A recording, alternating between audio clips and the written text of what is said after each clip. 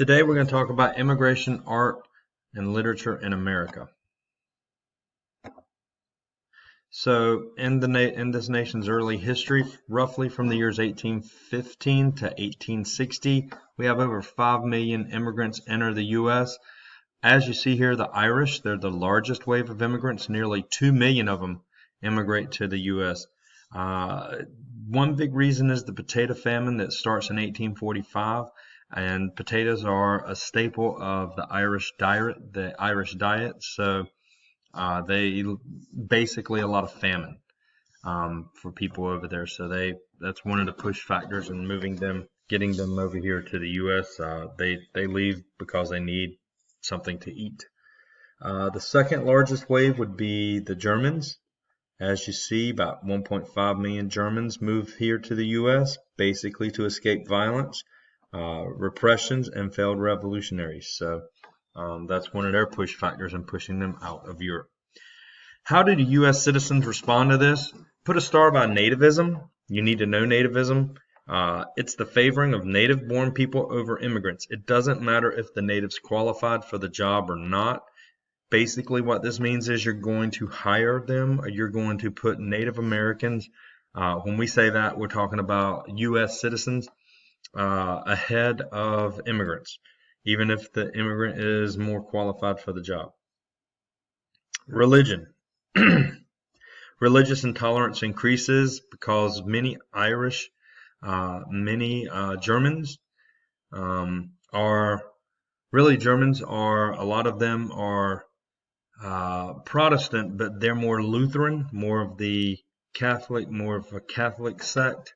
And of course, anti-Catholic is for the Irish because a lot of Irish are Catholic. So, so some groups you're going to see is the Order of the Star-Spangled Banner. They oppose Catholics who run for public office, and they push anti-immigration laws. So as far as literature is concerned, this is the era of Romanticism. And what they emphasize is feeling over reason. So this is basically a change from the Enlightenment. Remember, reason over anything else. Natural laws of the economy, government, your natural rights, all of those good things. Reason. So Romanticism is more feeling over reason. It's an inner spirituality over external rules. Basically, it is natural. Your inner spirituality over social laws that are made for you.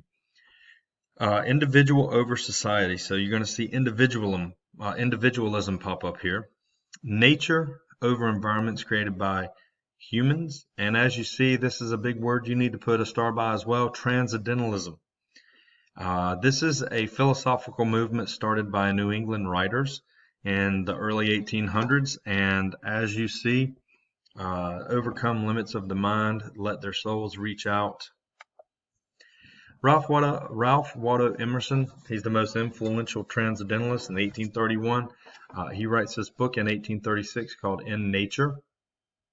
And he is the leader of the Transcendentalist movement. You need to know that. As you see, it's a literary and philosophical movement. Live a simple life, and enjoy the truths of nature. It's very hippie-like if you want to compare it to something in the 20th century. So make sure you know who he is. Henry David Thoreau, another important figure. He writes this book.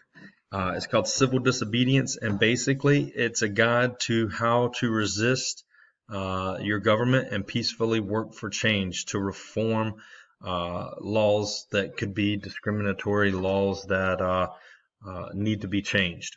His writings encouraged Martin Luther King, of course, Gandhi, and others. It basically gives you a blueprint to how to peacefully work for change in our system. So what he did to peaceful protest, he protested against the Mexican-American War because he didn't believe we needed to go to war. And how he protested was he went to vote, and he did not pay his poll tax. And they actually encouraged him to pay his poll tax, and he had the money, but he didn't pay it, so they would arrest him.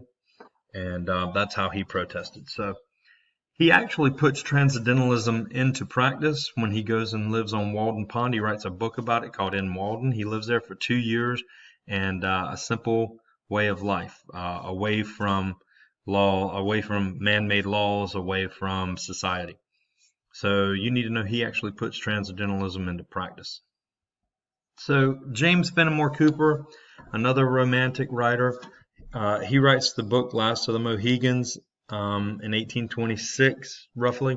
He writes the Leather Stocking Tales. He writes about the West and U.S. adventures. He doesn't write about Great Britain, and he writes about, basically his themes are U.S. nationalism behind most of his books. So he's important.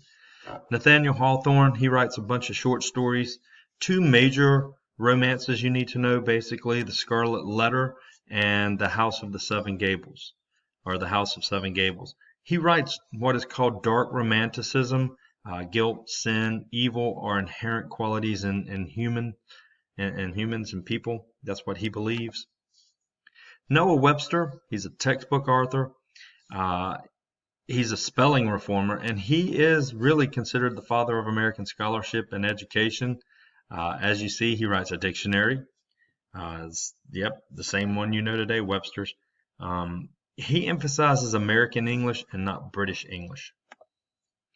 Irving Washington, the father of the American short story, he writes Legend of Sleepy Hollow and Rip Van Winkle. Alex de Tocqueville, he writes this book. He's French, and he come over here to tour America and fell in love with America. As you see, he writes this book called Democracy in America. He noticed our uniquely American ideals of individualism, capitalism, things like that. Edgar Allan Poe, he writes poems and short stories. Two of the important ones you need to know would be The Raven and The Telltale Heart. So here's some other Transcendentalist activists, guys. These are not all of them, of course, but here's some other notables. Walt Whitman, Herman Melville, Amos Bronson Alcott, William Ellery Channing II, and Margaret Fuller. Out of these, of course, Walt Whitman, Herman Melville, and William Ellery Channing, you may want to know these guys. As you see here, he writes Leaves of Grass. Herman Melville, he's the author of Moby Dick. And William Ellery Channing, you need to know he is a nephew of his namesake, which is William Ellery Channing. His uncle, he was a preacher, and he's important in the Transcendentalist and the Second Great Awakening movement as well. So out of this page, you see Erastus Bronson, Frederick Henry Hedge, Theodore Parker, and George Putnam. All right, George Putnam, as you see, he's a Unitarian minister who was the founder of the famous Transcendental Club. So we also have an art school that's still in existence today. It's called the Hudson River School. And what they do is they focus on landscape paintings and painters. This really comes about in the mid-1800s, and its focus, of course, is on Romanticism, and they glorify the American landscape. Not overseas, but they go to, these artists just go and paint a lot of American landscapes.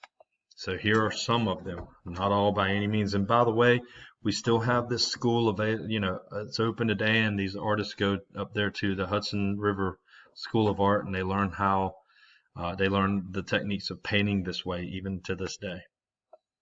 So here's the basically two different paintings of the same area.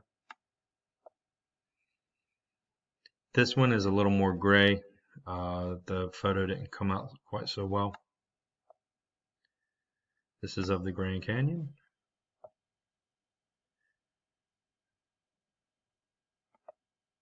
So we need to know what the penny press was. Basically, it comes up at this period of time, and it's an inexpensive newspaper, local news and gossip.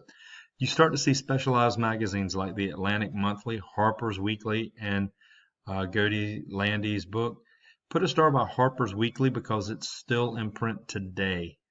So it's important. It's one of the oldest magazines in U.S. history. You probably want to know that. We are finished.